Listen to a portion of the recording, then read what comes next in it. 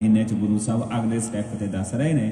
तो 12 माह मास दे विच गुरु अर्जन साहब सच्चे पातशाह ने जो समझाया है, आओ भादों दे महीने दे विचार सरवण करदे हां। भादोए भरम भुलाणिया दूजै लगा हेत, लख शिंगार बनाया कारज नाही केत। गुरु गरीब नूं आज गुरु अर्जन साहब बख्शिश करदे हन, भादोए भरम भुलाणिया। भादोए ये शब्द के अर्थ करिए मैं थोड़ी जी एक गल सांझी कर लवां। मैं किते प्रोग्राम से कई साल की गल है, दिल्ली दे विच एक प्रोग्राम ते गए, कुदरती उदन संग्राम का दिहाड़ा सी ते भादों के महीने की कथा ज्ञानी जी ने की। उस तो बाद कुछ रौला पै गया, रौला पिया होया संगतां दे विच दास नूं भी सद लिया गया, विचार हुई। उत्थे विचार की हुई, जदों ज्ञानी जी ने कथा की, लोकी कहंदे भी ज्ञानी जी ने तो सानू मरन दी गल्लां सुना दित्तियां सारियां। असीं तां संग्राम का दिहाड़ा शुभ जान के, चंगा जान के गुरुद्वारे मत्था टेकण आए भी गुरु का शब्द महीने का वाक सुन लईए, साडा महीना चंगा लंघू। पर ज्ञानी जी ने तो मरन की कथा ही की, साडा मन उचाट हो गया। तो उत्थे मैं भी कुछ बेनती की। तो इत्थे हुण दो पक्ष ने। पहला पक्ष तो यह है भी असी नितनेमी सिंह ना रह के, नितनेमी गुरु के प्यारे ना रह के संगरांदीए बन गए। नितनेमी क्यों हुंदा है? जिहड़ा नित दा नेम करे, रोजाना रूटीन दे विच गुरु नाल जुड़े, बाणी नाल जुड़े। गुरु ने तो सानू नितनेमी बनाया है, संगरांदीए नहीं बनाया भी महीने दी महीने आपां आईए। तो संग्राम ते जे एक दिन जां एक महीना असी सुन लिया, सारा महीना साडा चंगा लंघेगा, ये गारंटी गुरु ग्रंथ साहब की बाणी नहीं दिंदी। गुरु साहब मुसलमानों के बारे विचार दसदे हुए कहते हैं भी 1 महीने रोजे रखे, बाकी 9 महीने की तुहानू इजाजत मिल गई, बाकी 11 महीने की इजाजत मिल गई, जो मर्जी करो। 11 मास पास डार राखे एक समाहे निधाना। इदां ही गुरु साहब कहते जे तू एक बारी चल अमृत वेले भी आप उठ गए संभाल कर ली, तो बाकी जिहड़ा पहर से 7 पहर वो जो मर्जी करिए। महाराज कहते नहीं, 7 पहरी 7 भला बहीए पढ़िया पास, उथे पाप पुन विचारीए कूड़े घटे रस। एक पहर जे चंगे पासे लाया, बाकी 7 पहर भी तुहानू इदां दे एफर्ट से इदां दे यतन करने पैने भी जो असीं सिੱਖਿਆ ਉਹਦੇ मुताबक ही इहनूं बतीत करिए। तो एक दिन दे नाल जां एक समय दे नाल नहीं गल बनदी। गुरु साहब कहंदे ने जीवन बनाउण दे बारे। तो ये तो साडा वहम, असीं कहा भी एक असीं संग्राम का महीना सुन लिया जाए, ये साडियां मनौतां ने ते इन्हां नूं गुरबाणी इजाजत नहीं दिंदी। जे आपां गुरु दे सिੱਖ बनना, अपना जीवन बनाउण वाल नूं चलना। जीवन कोई महीने नाल नहीं हुंदा, जीवन हुंदा है रोजाना, हर एक समय अलर्ट रहना, सुचेत रहना। एज ए सिੱਖ मेरी ड्यूटी की बनती है। तो यह संगत लई उपदेश है भी एक दिन दे नाल कोई इदां दी गल नहीं हुंदी। दूजी गल है, ज्ञानी जी ने जदों कथा की, कई बारी कथा दे विच असीं यह देखिया, चलो मैं किसी ते किंतु परंतु नहीं कर रहा, पर कथा दा एक लहजा हुंदा है, एक तरीका हुंदा गुरु की गल कहण दा। मैं एक विद्वान पंडित जी तो भी सीखी यह गल। उन्होंने कहना, कहंदे वेदां दे प्रमाण नूं जदों वो गल दे के गल करदे, मैं कई बारी विचार करदा सी। बरेली की गल है यह, यूपी दे विच। ते उन्होंने गल करनी, मैं कहना भी ये तो होर गल दसो। कहते जद मैं प्रमाण देता है तो होर प्रमाण की लोड़ नहीं। क्यों? कहते एक हुंदा सवताह प्रमाण, एक हुंदा परताह प्रमाण। सवताह का अर्थ हुंदा जिहड़ा अपने आप च ही प्रमाणिक है। जिवें साडे लई श्री गुरु ग्रंथ साहब महाराज की बाणी है, सवताह प्रमाण है, भाव अपने आप च प्रमाणिक है। गुरु ग्रंथ साहब की बाणी के प्रमाण नूं समझाउण लई तुहानूं होर 10 प्रमाण देने पैणे, इदां दी गल नहीं हुंदी। हाँ, किसी एक सबजैक्ट की फिलोसफी समझाउण लई प्रमाण देने पैंदे आ, उहदे वख-वख पक्ष देखण लई वो एक वखरा विषय। दूजा हुंदा परताह प्रमाण। परताह प्रमाण है जिहदे गल नूं साबित करन लई तुहानूं प्रमाण देना पै। जिवें भाई गुरदास की बाणी दे विचों कुछ लै लईए तां ओह गल नूं प्रमाणिक करन लई भी किते कोई शंका ना रह जाए, सानूं गुरु ग्रंथ साहिब की बाणी की उदाहरण नाल देनी पैंदी है भी भाई ये गुरु साहब ने भी इस तरह लिखा, भाई गुरदास जी ने इदां व्याख्या की। तो ये गुरमुखों कुछ एक गल्लां ने जो व्याख्या दीआं प्रणालियां दे विच समझणीआं पैंदियां हन। तो कई बार ज्ञानी सिंह भी इस तरह करते हैं, जिथे मृतक की गल आ गई, मरण की गल आ गई, उत्थे मरण नाल संबंधित जिन्ने प्रमाण ने, जिन्नियां पंक्तियां याद ने, सारियां सुना देनियां। ਉਹ ਸੁਣਨ ਵਾਲਾ ਵੀ ਵਿਚਾਰਾ ਡਰ ਜਾਂਦਾ ਵੀ ਸ਼ਾਇਦ ਗੁਰੂ ਸਾਹਿਬ ਨੇ ਤਾਂ ਬੜਾ ਜ਼ਿਕਰ ਕੀਤਾ ਜੀ ਮਰਨ ਦਾ।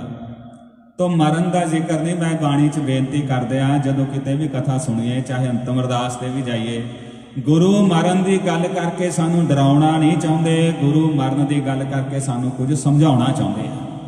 ਤੇ ਸਮਝਾਉਣ ਲਈ ਗੱਲ ਕੀਤੀ ਹੈ ਤੇ ਗੱਲ ਨੂੰ ਇਸ ਲਹਿਜੇ 'ਚ ਹੀ ਕਰਨਾ ਚਾਹੀਦਾ ਜਿਹਦੇ ਨਾਲ ਸਮਝ ਆਵੇ।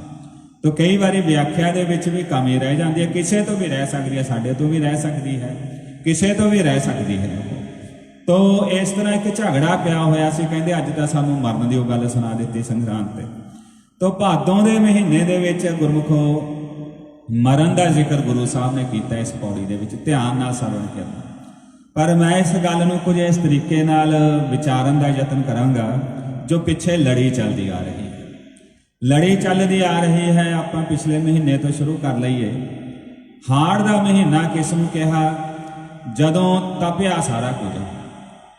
ਤਪਦਾ ਕਦੋਂ ਹੈ? ਜਦੋਂ ਮਨੁੱਖ ਆਪਣੇ ਮਨ ਤੋਂ, ਆਪਣੀ ਜ਼ਮੀਰ ਤੋਂ ਟੁੱਟ ਕੇ ਕੇਵਲ ਸਰੀਰ ਦੇ ਵਿਸ਼ਿਆਂ ਤੱਕ ਸੀਮਤ ਹੋ ਜਾਏ ਤਾਂ ਤਪਣ ਲੱਗ ਜਾਂਦਾ ਹੈ। ਸਾਵਣ ਕੀ ਹੈ? ਜਦੋਂ ਮਾਨਸਿਕ ਤੌਰ ਤੇ ਪਰੇਸ਼ਾਨ ਹੋਇਆ ਫਿਰ ਕੁਝ ਬੇਨਤੀ ਕਰਦਾ, ਮਹਾਰਾਜ ਕਿਰਪਾ ਕਰੋ ਮੈਨੂੰ ਸੋਝੀ, ਮਤਲਬ ਥੋੜਾ ਜਿਹਾ ਸਰੀਰ ਵੱਲੋਂ ਮੁੜਿਆ, ਆਤਮਿਕ ਜੀਵਨ ਵੱਲ ਨੂੰ ਚੱਲਿਆ, ਤਾਂ ਉਦੋਂ ਜਿਵੇਂ ਮੀਂਹ ਪੈਣ ਦੇ ਨਾਲ ਰਸ ਆਉਂਦਾ, ਏਦਾਂ ਮਨ ਦੇ ਵਿੱਚ ਕੁਝ ਰਸ ਭਰਨਾ ਸ਼ੁਰੂ ਹੋਇਆ ਤੇ ਆਨੰਦ ਆਉਣ ਲੱਗਿਆ। ਭਾਦੋਂ ਦਾ ਮਹੀਨਾ ਕੀ ਹੈ? ਭਾਦੋਂ ਦਾ ਮਹੀਨਾ ਪਹਿਲੇ ਹੀ ਸ਼ਬਦ ਗੁਰੂ ਨੇ ਵਰਤਿਆ ਭਾਦੋਏ, ਇਹਨੂੰ ਸੰਧੀ ਨਿਸ਼ੇਧ ਕਰੀਏ। ਭਾ ਦਾ ਅਰਥ ਹੁੰਦਾ ਹੈ ਪਿਆਰ, ਦੋਏ ਦਾ ਅਰਥ ਹੁੰਦਾ ਦੂਜਾ, ਦੂਜੇ ਪਾਸੇ ਪਿਆਰ ਦਾ ਲੱਗ ਜਾਣਾ, ਪਿਆਰ ਪਲਟੇ ਹੀ ਖਾ ਜਾਣਾ। ਭਾਦੋਂ ਦਾ ਮਹੀਨਾ ਜਦੋਂ ਪੰਜਾਬ ਦੇ ਵਿੱਚ ਆਉਂਦਾ ਹੈ ਤੇ ਬੜਿਆਂ ਦੇ ਤਰਾਹ ਕੱਢ ਕੇ ਰੱਖ ਦਿੰਦਾ ਹੈ। ਕਾਰਨ ਕੀ ਹੈ? ਕਹਿੰਦੇ ਹਾੜ ਦੀ ਗਰਮੀ ਨਾਲੋਂ ਵੀ ਮਾੜੀ ਗਰਮੀ ਭਾਦੋਂ ਦੀ ਹੈ, ਤੇ ਭਾਦੋਂ ਦੀ ਗਰਮੀ ਤੋਂ ਡਰਦੇ ਹੋਏ ਕਹਿੰਦੇ ਜੱਟ ਵੀ ਸਾਧ ਬਣ ਗਿਆ ਸੀ, ਕਹਾਵਤ ਹੈ।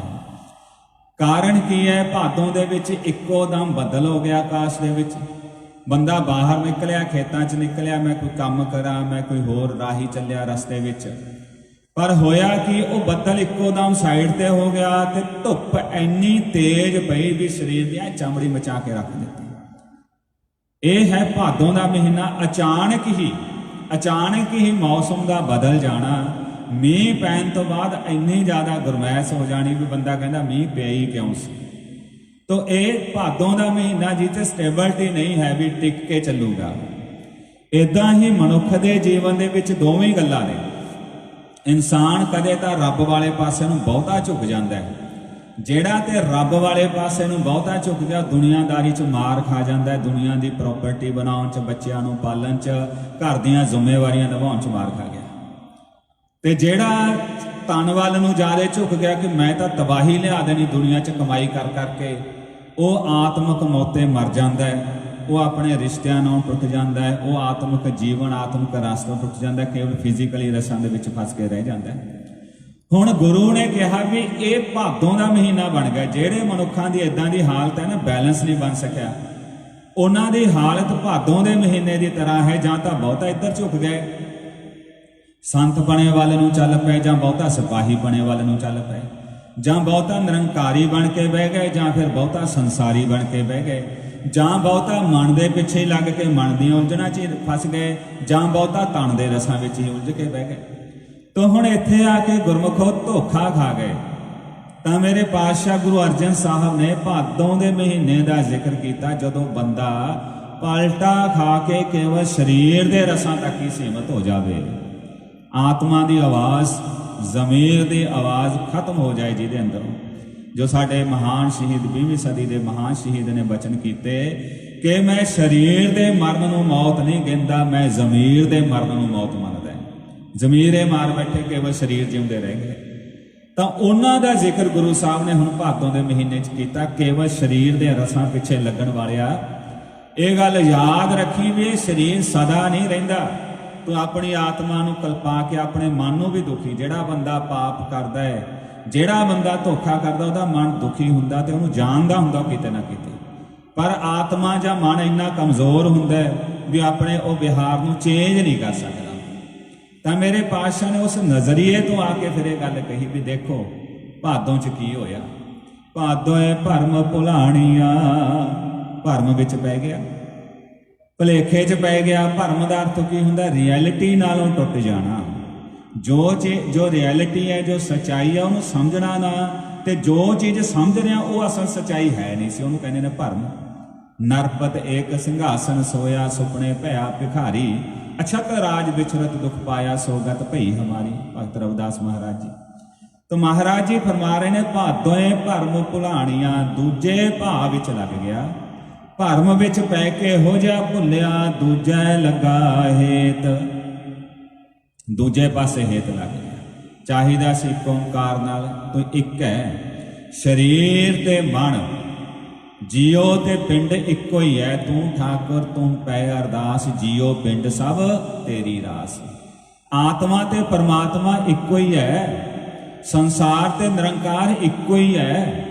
चाहिदा सी ਇਹ ਗੱਲ ਨੂੰ ਸਮਝਣਾ, पर होया कि ਇੱਕ ਨੂੰ ਛੱਡ ਦਿੱਤਾ, ਦੂਜੇ ਪਾਸੇ ਲੱਗ ਗਿਆ। ਦੂਜਾ ਲੱਗਾ ਹੇਤ। ਫਿਰ ਜਦੋਂ ਦੂਜੇ ਸਰੀਰ ਦੇ ਹੇਤ ਵਿੱਚ ਹੀ, ਸਰੀਰ ਦੀਆਂ ਫਿਜ਼ੀਕਲੀ ਲੋੜਾਂ ਵਿੱਚ ਹੀ ਲੱਗ ਗਿਆ, ਤਾਂ ਉਹਦੇ ਵਿੱਚ ਫਿਰ ਮਿਲਿਆ ਕਿ ਇਹਨੂੰ ਲੱਖ ਸ਼ਿੰਗਾਰ ਬਣਾਇਆ। ਲੱਖਾਂ ਸ਼ਿੰਗਾਰ ਕੀਤੇ, ਲੱਖਾਂ ਹਰ ਕੀਤੇ ਸਰੀਰ ਦੇ ਲਈ। ਮੈਂ ਇਦਾਂ ਖਾਵਾਂ, ਮੈਂ ਇਦਾਂ ਪਹਿਨਾਂ, ਮੈਂ ਇਦਾਂ ਦੀ ਲੁੱਕ ਬਣਾਵਾਂ, ਮੈਂ ਲੋਕਾਂ 'ਚ ਸਟੇਟਸ ਰੱਖਾਂ, ਮੈਂ ਇਹ ਸੰਸਥਾ ਦਾ ਮੁਖੀ ਬਣ ਜਾਵਾਂ, ਮੈਂ ਇੱਥੇ ਵੀ ਅੱਗੇ ਆ ਜਾਵਾਂ, ਮੈਂ ਉੱਥੇ ਵੀ ਅੱਗੇ ਆ ਜਾਵਾਂ। ਇੱਕ ਤਾਂ ਨੈਚੁਰਲ ਗਰੋਥ ਆ, ਉਹ ਤਾਂ ਚੱਲ ਵੱਖਰੀ ਗੱਲ ਹੈ।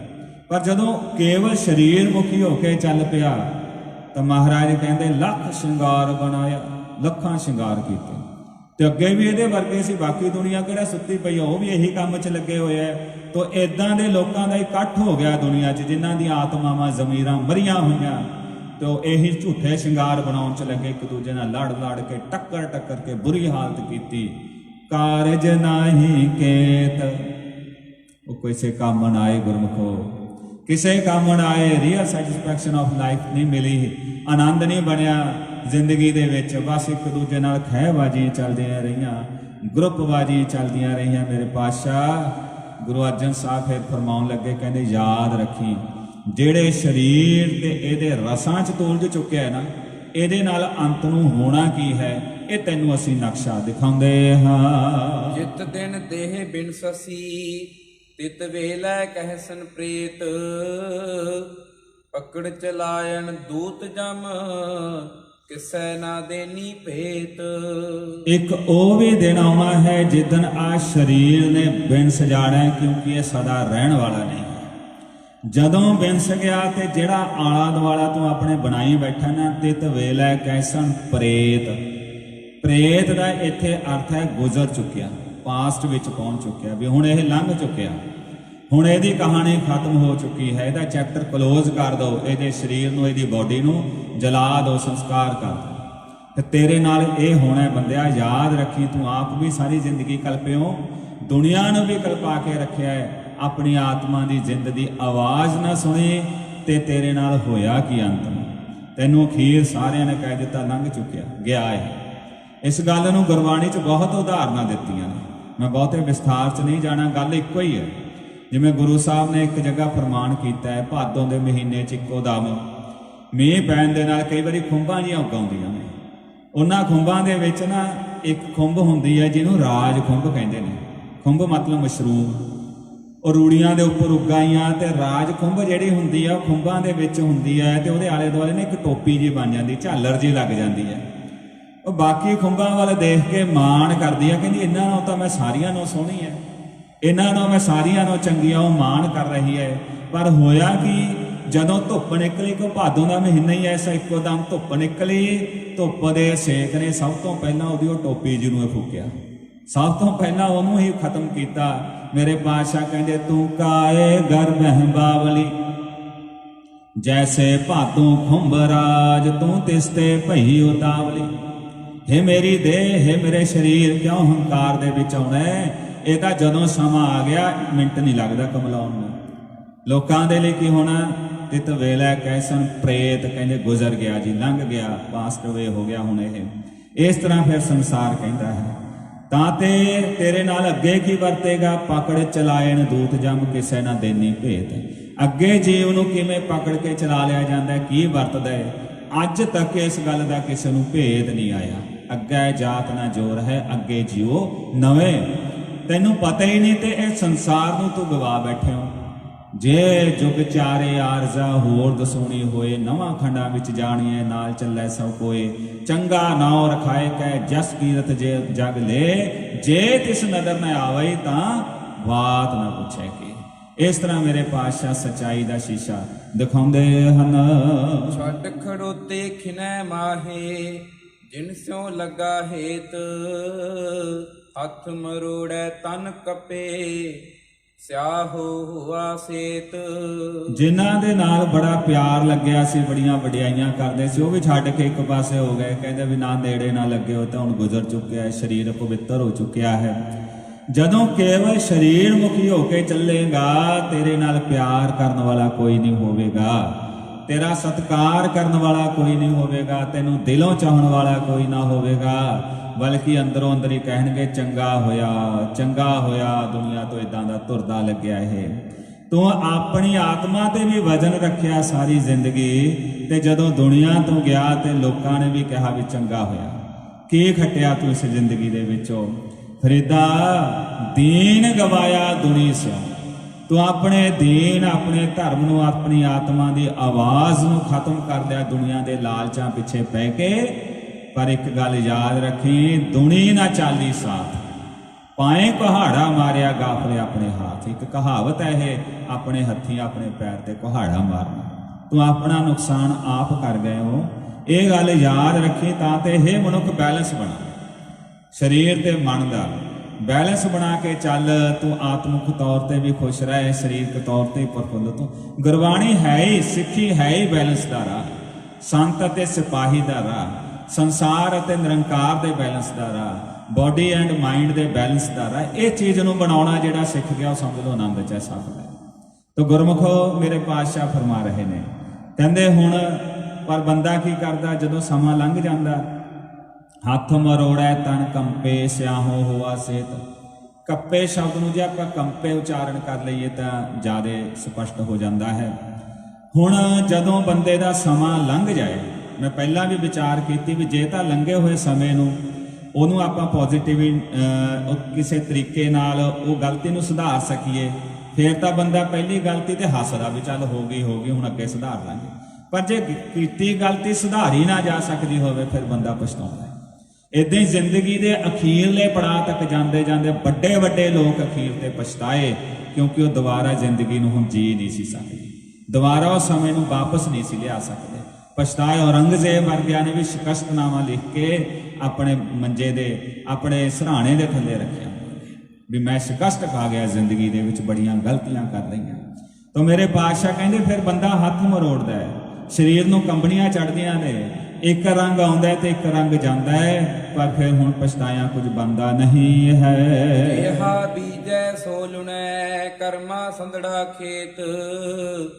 ਨਾਨਕ ਪ੍ਰਭ ਸ਼ਰਨਾਗਤੀ, ਚਰਨ ਬੋਹਿਤ ਪ੍ਰਭ ਦੇਤ। ਸੇ ਭਾਦੋਏ ਨਰਕ ਨ ਪਾਈਐ, ਗੁਰ ਰੱਖਣ ਵਾਲਾ ਹੇਤ। ਤੋ ਗਰੀਬ ਨਿਵਾਸ ਸੱਚੇ ਪਾਤਸ਼ਾਹ ਜੀ ਕਹਿੰਦੇ ਇਹ ਗੱਲ ਯਾਦ ਰੱਖ। ਆਨੰਦ ਸਾਹਿਬ ਚ ਵੀ ਪਾਠ ਕਰਦੇ ਆ, ਐਸਾ ਕੰਮ ਮੂਲੇ ਨਾ ਕੀਚੈ ਜੇ ਤੰਤ ਪੁਛਤਾਈਏ। ਇਹ ਗੱਲ ਯਾਦ ਰੱਖ, ਬਾਅਦ ਚ ਰਿਗਰਟ ਪਛਤਾਵੇ ਦੇ ਨਾਮ ਚੰਗਾ ਹੈ, ਤੂੰ ਪਹਿਲਾਂ ਹੀ ਸੁਚੇਤ ਹੋ ਜਾ। ਇਹ ਸੰਸਾਰ ਕੈਸਾ ਹੈ, ਜੇਹਾ ਬੀਜੈ ਸੋ ਲੁਣੈ। ਲੁਣੈ ਕਹਿੰਦੇ ਨੇ ਵੱਢਣਾ। ਜਿਹੋ ਜਿਹਾ ਮਨੁੱਖ ਬੀਜਦਾ ਉਹ ਵੱਢਦਾ ਹੈ। ਜੋ ਵੀ ਕਰਮ ਕਰੇਗਾ ਉਹਨੂੰ ਮਿਲੇਗਾ ਹੀ ਮਿਲੇਗਾ। ਕਰਮਾ ਸੰਧੜਾ ਖੇਤ, ਇਹ ਸਰੀਰ ਕਰਮਾਂ ਦੀ ਖੇਤੀ ਹੈ ਗੁਰਮੁਖੋ। ਕਈ ਮੇਰੇ ਵਰਗੇ ਕਹਿ ਦਿੰਦੇ ਆ, ਕਹਿੰਦੇ ਲੈ ਫਲਾਣੇ ਨੇ ਇਦਾਂ ਕੀਤਾ ਸੀ, ਉਹਨੂੰ ਤਾਂ ਇਦਾਂ ਹੋਇਆ ਨਹੀਂ। ਜੇ ਇਹ ਗੱਲਾਂ ਸਾਨੂੰ ਸਾਰਿਆਂ ਨੂੰ ਦਿਖਾਈ ਦੇਣ ਲੱਗ ਜਾਣ ਤੇ ਅਸੀਂ ਕਰੀਏ ਕਿਉਂ ਗਲਤ? ਫਿਰ ਇਹ ਸਾਡੇ ਦੇਖਣ 'ਚ ਨਹੀਂ ਆਏਗੀ। ਜਿਹੜਾ ਬੰਦਾ ਕਰ ਰਿਹਾ ਉਹਨੂੰ ਪਤਾ ਹੈ, ਉਹਨੇ ਆਪਣੀ ਆਤਮਾ, ਆਪਣੇ ਮਨ ਦੇ ਨਾਲ ਕੀ ਕੀ ਗੰਢਾਂ ਪਾ ਲਈਆਂ, ਕੀ ਕੀ ਦੁੱਖ ਚੱਲ ਰਿਹਾ, ਇਹ ਉਹਨੂੰ ਪਤਾ ਹੁੰਦਾ ਹੈ। ਤਾਂ ਇਸ ਕਰਕੇ ਇਹ ਜੋ ਬਾਣੀ 'ਚ ਲਿਖਿਆ ਸੱਚ ਹੈ, ਸਾਨੂੰ ਦਿਖਾਈ ਦੇਣ ਲੱਗ ਜਾ, ਸਾਡੀ ਐਡੀ ਅਵਸਥਾ ਨਹੀਂ, ਐਡੀ ਸੋਚ ਨਹੀਂ ਹੈ ਇਹ। ਜਿਹੜਾ ਵੀ ਕਰੇਗਾ ਉਹਨੂੰ ਇੱਕ ਦਿਨ ਇਹ ਚੀਜ਼ ਭੁਗਤਣੀ ਪੈਂਦੀ ਹੈ। ਇਹ ਪੱਕੀ ਹੈ ਗੱਲ, ਇਸ ਤੇ ਕੋਈ ਦੋ ਰਾਏ ਵਾਲੀ ਗੱਲ ਹੈ ਨਹੀਂ ਗੁਰਮੁਖੋ। ਤਾਂ ਮੇਰੇ ਪਾਤਸ਼ਾਹ ਕਹਿੰਦੇ ਸੁਚੇਤ ਹੋਵੋ, ਇੱਕ ਪਾਸੇ ਨੂੰ ਉਲਾਰੂ ਨਾ ਹੋਵੋ। ਜਿਹਾ ਬੀਜੈ ਸੋ ਲੁਣੈ, ਕਰਮਾ ਸੰਧੜਾ ਖੇਤ। ਕਰਮਾਂ ਦਾ ਖੇਤੀ ਹੈ, ਕਰਮਾਂ ਦੀ ਖੇਤੀ ਹੈ। ਜਿਹੋ ਜਿਹਾ ਬੀਜੋਗੇ ਉਦਾਂ ਦਾ ਵੱਢੋਗੇ, ਭਾਵ ਉਦਾਂ ਦੀ ਤੁਹਾਨੂੰ ਰਿਜ਼ਲਟ ਮਿਲੇਗਾ। ਨਾਨਕ ਪ੍ਰਭ ਸ਼ਰਨਾਗਤੀ ਚਰਨ ਬੋਹਿਤ ਪ੍ਰਭ ਦੇਤ। ਹੁਣ ਜਦੋਂ ਗੁਰੂ ਦਾ ਉਪਦੇਸ਼ ਲਿਆ, ਸਮਝ ਪੈ ਗਈ, ਤਾਂ ਫਿਰ ਜੀਵ ਨੇ ਕੀ ਕੀਤਾ? ਉਹ ਕਹਿੰਦੇ ਮਹਾਰਾਜ ਮੈਂ ਤਾਂ ਸ਼ਰਨ ਵਿੱਚ ਆਉਣਾ ਚਾਹੁੰਦਾ, ਤੇਰੇ ਆਸਰੇ ਚੱਲਣਾ ਚਾਹੁੰਦਾ। ਜਿਹਨੇ ਫਿਰ ਇਹ ਅਰਦਾਸ ਕੀਤੀ, ਉਹਦੇ ਚਰਨਾਂ ਦਾ ਆਸਰਾ ਲਿਆ। ਸੇ ਭਾਦੋਏ ਨਰਕ ਨਾ ਪਾਈਐ ਗੁਰ ਰੱਖਣ ਵਾਲਾ ਹੇਤ। ਉਹ ਭਾਦੋਏ, ਚਾਹੇ ਭਾਦੋਂ ਦਾ ਮਹੀਨਾ ਸੀ, ਦੂਜੇ ਭਾਅ ਵਿੱਚ ਚਲੇ ਗਏ ਸੀ, ਪਰ ਉਹ ਵਿਛੋੜੇ ਦਾ ਨਰਕ ਨਹੀਂ ਭੋਗਦੇ। ਗੁਰ ਰੱਖਣ ਵਾਲਾ ਹੇਤ, ਜਿਨ੍ਹਾਂ ਨੂੰ ਰੱਖਣ ਵਾਲਾ, ਬਚਾਉਣ ਵਾਲਾ ਸਤਿਗੁਰੂ ਆਪ ਬਣ ਜਾਂਦਾ ਹੈ। ਗੁਰੂ ਆਪ ਉਹਨਾਂ ਨੂੰ ਗਾਈਡ ਕਰਦਾ, ਭਾਈ ਇਦਾਂ ਚੱਲ। ਤੇ ਜਿਹੜੇ ਚੱਲ ਪੈਂਦੇ ਆ, ਉਹ ਸੰਸਾਰ ਤੇ ਨਿਰੰਕਾਰ ਵਿੱਚ, ਬੋਡੀ ਤੇ ਮਾਈਂਡ ਦੇ ਵਿੱਚ, ਉਹ ਆਪਣੇ ਅਧਿਆਤਮਿਕ ਜੀਵਨ ਤੇ ਸੰਸਾਰਿਕ ਜੀਵਨ 'ਚ ਬੈਲੈਂਸ ਬਣਾਉਣਾ ਸਿੱਖ ਲੈਂਦੇ ਹਨ। ਇਸ ਗੱਲ ਨੂੰ ਹੁਣ ਗੁਰੂ ਨਾਨਕ ਸਾਹਿਬ ਸੱਚੇ ਪਾਤਸ਼ਾਹ ਜੀ 12 ਮਹਾਂ ਤੁਖਾਰੀ ਦੇ ਵਿੱਚ ਇਸ ਤਰੀਕੇ ਨਾਲ ਬਿਆਨ ਕਰ ਰਹੇ ਹਨ। ਭਾਦੋਂ ਭਰਮ ਭੁਲੀ ਭਰ ਜੋਬਨ ਪਛਤਾਣੀ, ਜਲ ਥਲ ਨੀਰ ਭਰੇ ਬਰਸ ਰੁੱਤੇ ਰੰਗ ਮਾਣੀ। ਹੁਣ ਗੁਰੂ ਨਾਨਕ ਸਾਹਿਬ ਨੇ ਸਪਸ਼ਟ ਕਰ ਦਿੱਤਾ, ਭਾਦੋਂ ਦੇ ਮਹੀਨੇ ਦੇ ਵਿੱਚ ਭਰਮ ਭੁੱਲੀ। ਜੋ ਗੁਰੂ ਅਰਜਨ ਸਾਹਿਬ ਨੇ ਕਿਹਾ ਸੀ ਨਾ, ਭਾਦੋਂ ਭਰਮ ਭੁਲਾਣੀ ਆ, ਵੀ ਭਰਮ 'ਚ ਪੈ ਗਿਆ। ਕਿੱਧਰ ਨੂੰ ਚਲਾ ਗਿਆ? ਭਰਮ 'ਚ ਪੈ ਕੇ। ਇਹਦੀ ਵਿਆਖਿਆ ਕੋਈ ਆਪਣੇ ਮੁਤਾਬਕ ਹੀ ਕਰ ਸਕਦਾ, ਪਰ ਅਸੀਂ ਆਪਣੇ ਮੁਤਾਬਕ ਨਹੀਂ ਕਰਨੀ। ਉਹਦੀ ਗਾਈਡਲਾਈਨ ਸਾਨੂੰ ਗੁਰੂ ਨਾਨਕ ਸਾਹਿਬ ਦੇ 12 ਮਾਹਾਂ 'ਚੋਂ ਮਿਲ ਰਹੀ ਹੈ। ਭਾਦੋਂ ਭਰਮ ਭੁੱਲੀ, ਭੁੱਲ ਗਈ ਕਿੱਧਰ ਨੂੰ? ਭਰ ਜੋਵਨ ਪਛਤਾਣੀ। ਭਰ ਜੋਵਨ ਦੇ ਵਿੱਚ ਪੈ ਕਰਕੇ, ਸਰੀਰ ਦੇ ਰਸਾਂ ਵਿੱਚ ਪੈ ਕੇ ਪਛਤਾਵਾ ਵੀ ਹੁੰਦਾ ਗਿਆ। ਇਸ ਰਸਤੇ ਨੂੰ ਪਛਤਾਇਆ। ਜਲ ਥਲ ਨੀਰ ਭਰੇ ਬਸ ਰੁੱਤੇ ਰੰਗ ਮਾਣੀ। ਹਾਲਾਂਕਿ ਪਾਣੀ, ਮੀਂਹ ਪਿਆ, ਸਾਵਨ ਦੇ ਮਹੀਨੇ 'ਚ ਮੀਂਹ ਪਿਆ, ਥਾਂ ਥਾਂ ਦੇ ਉੱਪਰ ਪਾਣੀ ਖੜਾ ਸੀਗਾ, ਪਰ ਉਹ ਰੁੱਤ ਦੇ ਵਿੱਚ ਵੀ ਭਰਮ 'ਚ ਪੈ ਗਏ। ਅਸਲ ਗੱਲ ਨੂੰ ਨਾ ਸਮਝੇ, ਕੇਵਲ ਸਰੀਰ ਦੇ ਰਸਾਂ ਵਿੱਚ ਬਹੁਤ ਲੋਕ ਉਲਝ ਜਾਂਦੇ ਹਨ। ਬਰਸੈ ਨਿਸਕਾਲੀ ਕਿਉਂ ਸੁਖ ਬਾਲੀ, ਦਾਦਰ ਮੋਰ ਲਵੰਤੇ ਪ੍ਰਿਓ ਪ੍ਰਿਓ ਚਵੈ ਬਬੀਹਾ ਬੋਲੇ, ਭਯੰਗਮ ਫਿਰੈ ਡਸੰਤੇ। ਹੁਣ ਇਸ ਰੁੱਤ ਦੇ ਵਿੱਚ ਪੰਛੀ, ਜਾਨਵਰ, ਉਹ ਵੀ ਖੁਸ਼ ਹੋਏ। ਉਹ ਵੀ ਖੁਸ਼ ਹੋ ਗਏ ਕਿ ਮੀਂਹ ਪਿਆ, ਜਿਸ ਮੀਂਹ ਦੇ ਵਿੱਚ ਥਾਂ ਥਾਂ ਦੇ ਉੱਪਰ ਬਰਸੈ ਨਿਸਕਾਲੀ, ਕਾਲੀ ਰਾਤ, ਹਨੇਰੀ ਰਾਤ 'ਚ ਮੀਂਹ ਪਿਆ, ਸੁਖ ਬਾਲੀ। ਦਾਦਰ ਮੋਰ ਲਵੰਤੇ, ਦਾਦਰ ਕਹਿੰਦੇ ਨੇ ਡੱਡੂ, ਮੋਰ ਆਦਿਕ ਉਹ ਬੋਲਦੇ, ਉੱਚੀ ਉੱਚੀ ਆਵਾਜ਼ਾਂ ਆਉਂਦੀਆਂ ਹਨ, ਬਬੀਹੇ ਬੋਲਦੇ ਹਨ। ਈਵਨ ਕਿ ਸੱਪ ਆਦਿਕ ਵੀ ਥਾਂ ਥਾਂ ਦੇ ਉੱਪਰ ਫਿਰਦੇ ਆ, ਤੇ ਪਾਣੀ ਦੇ ਵਿੱਚ ਉਹਨਾਂ ਦੇ ਡੰਗ ਦਾ ਡਰ ਵੀ ਬਣਿਆ ਰਹਿੰਦਾ ਹੈ। ਇਸ ਤਰ੍ਹਾਂ ਕੁਦਰਤ ਬੜਾ ਵੱਡਾ ਪਲਟਾ ਖਾਂਦੀ ਹੈ। ਮੱਛਰ ਡੰਗ ਸਾਇਰ ਭਰ ਸੁਭਰ, ਬਿਨ ਹਰ ਕਿਉਂ ਸੁਖ ਪਾਈਐ। ਨਾਨਕ ਪੂਛ ਚਲੋ ਗੁਰ ਆਪਣੇ, ਜਹਾਂ ਪ੍ਰਭ ਤਹਾਂ ਤੀ ਜਾਈਐ। ਤੋ ਮੱਛਰ ਆਦਿਕ ਹੋ ਜਾਂਦਾ ਹੈ, ਉਹ ਡੰਗ ਮਾਰਦਾ ਹੈ। ਪਾਣੀ ਸਾਇਰ ਭਰ ਸੁਭਰ, ਚੰਗੀ ਤਰ੍ਹਾਂ ਸਮੁੰਦਰ ਜਿਹੜੇ ਆ ਭਰੇ ਹੋਏ, ਪਾਣੀ ਭਰਿਆ ਹੋਇਆ ਥਾਂ ਥਾਂ ਦੇ ਉੱਪਰ। ਬਿਨ ਹਰ ਕਿਉਂ ਸੁਖ ਪਾਈਐ। ਸਾਰਾ ਪਦਾਰਥ ਸਾਰੇ ਪਾਸੇ ਹੈ, ਪਰ ਜੇ ਮਨ ਜੁੜਿਆ ਨਹੀਂ ਹੋਇਆ ਤਾਂ ਜੀਵ ਸੁਖੀ ਨਹੀਂ ਹੋ ਸਕਦਾ ਹੈ। ਤਾਂ ਆਪ ਜੀ ਕਹਿ ਰਹੇ ਹਨ, ਨਾਨਕ ਪੂਛ ਚਲੋ ਗੁਰ ਆਪਣੇ, ਜੈ ਪ੍ਰਭ ਤੈ ਹੀ ਜਾਈਐ। ਆਪਣੇ ਗੁਰੂ ਨੂੰ ਪੁੱਛ ਕੇ ਚੱਲੀਏ। ਮਹਾਰਾਜ ਸੱਚੇ ਪਾਤਸ਼ਾਹ ਕਿਵੇਂ ਚੱਲੀਏ, ਸਾਨੂੰ ਰਸਤਾ ਦਿਖਾਓ, ਸੋਝੀ ਦਿਓ, ਸਾਨੂੰ ਗਾਈਡ ਕਰੋ। ਅਸੀਂ ਆਪ ਜੀ ਤੋਂ ਸੋਝੀ ਲੈਣ ਆਏ ਹਾਂ। ਜਿਹੜਾ ਇਦਾਂ ਚੱਲਦਾ ਹੈ, ਉਹ ਮਾਲਕ ਦੀਆਂ ਬਖਸ਼ਿਸ਼ਾਂ ਦਾ ਪਾਤਰ ਬਣ ਕੇ ਇਹ ਭਾਦੋਂ ਦੇ ਵਿੱਚ ਜੋ ਗੁਰੂ ਅਰਜਨ ਸਾਹਿਬ ਨੇ ਤੱਤ ਕੱਢਿਆ ਇਸ ਗੱਲ ਦਾ, ਸੇ ਭਾਦੋਂ ਨਰਕ ਨਾ ਪਾਈਐ। ਵਿਛੋੜੇ ਦਾ ਨਰਕ ਨਹੀਂ ਸਹਿਣ ਕਰਦੇ, ਗੁਰ ਰੱਖਣ ਵਾਲਾ ਹੋਏ, ਤੇ ਕਿਉਂਕਿ ਗੁਰੂ ਰਾਖਾ ਬਣ ਜਾਂਦਾ ਹੈ। ਸਤਿਗੁਰੂ ਜੀ ਕਿਰਪਾ ਕਰਨ। ਅੱਜ ਆਪਾਂ 2 ਮਹੀਨਿਆਂ ਦੀ ਵਿਚਾਰ ਕੀਤੀ ਹੈ। ਗੁਰੂ ਸਾਹਿਬ ਸੱਚੇ ਪਾਤਸ਼ਾਹ ਦੀ ਪਵਿੱਤਰ ਬਾਣੀ ਅਨੁਸਾਰ ਚੱਲ ਸਕੀਏ। ਸਤਿਗੁਰੂ ਜੀ ਨੇ ਰਹਿਮਤ ਕੀਤੀ। ਅਗਲੀ ਵਿਚਾਰ ਕੱਲ ਨੂੰ ਸਰਵਣ ਕਰਾਂਗੇ। ਆਓ ਅਖੀਰਲੀਆਂ ਪੰਕਤੀਆਂ ਦਾ ਪਾਠ ਕਰਕੇ ਸਮਾਪਤੀ ਕਰੀਏ ਜੀ। ਜਿਹਾ ਬੀਜੈ ਸੋ ਲੁਣੈ, ਕਰਮਾ ਸੰਧੜਾ ਖੇਤ। ਨਾਨਕ ਪ੍ਰਭ ਸ਼ਰਨਾਗਤੀ, ਚਰਨ ਬੋਹਿਤ ਪ੍ਰਭ ਦੇਤ। ਸੇ ਭਾਦੋਏ ਨਰਕ ਨ ਪਾਈਐ, ਗੁਰ ਰੱਖਣ ਵਾਲਾ ਹੇਤ। ਵਾਹਿਗੁਰੂ ਜੀ ਕਾ ਖਾਲਸਾ, ਵਾਹਿਗੁਰੂ ਜੀ ਕੀ ਫਤਿਹ। ਪਰਮ ਸਤਿਕਾਰਯੋਗ ਗੁਰੂ ਕੀ ਸਾਜੀ ਅਤੇ ਨਿਵਾਜੀ ਹੋਈ ਸਾਧ ਸੰਗਤ ਜੀਓ, ਕੋਵਿਡ-19 ਕਰਕੇ ਜਿਹੜੇ ਪਰਿਵਾਰ ਪ੍ਰਭਾਵਿਤ ਹੋਏ ਹਨ, ਜੇਕਰ ਕਿਸੇ ਪਰਿਵਾਰ ਨੂੰ ਗਰੋਸਰੀ ਦੀ ਲੋੜ ਹੈ ਤਾਂ ਸੇਵਾ ਗੁਰਦੁਆਰਾ ਸਾਹਿਬ ਜੀ ਵੱਲੋਂ ਕੀਤੀ ਜਾਂਦੀ ਹੈ। ਆਪ ਜੀ ਪ੍ਰਬੰਧਕ ਕਮੇਟੀ ਨਾਲ ਸੰਪਰਕ ਕਰਕੇ ਆਪਣੀ ਡਿਮਾਂਡ ਦੱਸ ਸਕਦੇ ਹੋ, ਲੋੜ ਦੱਸ ਸਕਦੇ ਹੋ। ਦੂਸਰੀ ਬੇਨਤੀ ਹੈ, ਰੋਜ਼ਾਨਾ ਗੁਰਦੁਆਰਾ ਸਾਹਿਬ ਵਿਖੇ 4:30 ਤੋਂ ਲੈ ਕੇ 6:30 ਵਜੇ ਤੱਕ ਗੁਰੂ ਕੇ ਲੰਗਰ ਨਿਸ਼ਾਨ ਸਾਹਿਬ ਵਾਲੇ ਪਾਸੇ ਜਿਹੜਾ ਗੇਟ ਹੈ ਉੱਥੇ